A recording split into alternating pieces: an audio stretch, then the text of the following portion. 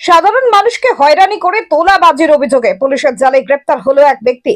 ধৃত ব্যক্তি নাকি নিজেকে চাইল্ড লাইনের কর্মী পরিচয় দিয়ে নদিয়া শান্তিপুরের এক ব্যক্তিকে পক্সো মামলার অভিযুক্ত হওয়া থেকে বাঁচাতে 3 লক্ষ টাকা দাবি করেছিলেন। সেই ব্যক্তির অভিযোগের ভিত্তিতেই শান্তিপুর থানার অন্তর্গত জলেশ্বর তিলি পাড়ার বাসিন্দা অনুপম সাহা নামে অভিযুক্ত ব্যক্তিকে গ্রেপ্তার করে পুলিশ। ধৃতকে আজ রানাঘাট বিচার বিভাগীয় আদালতে পেশ করা হয়।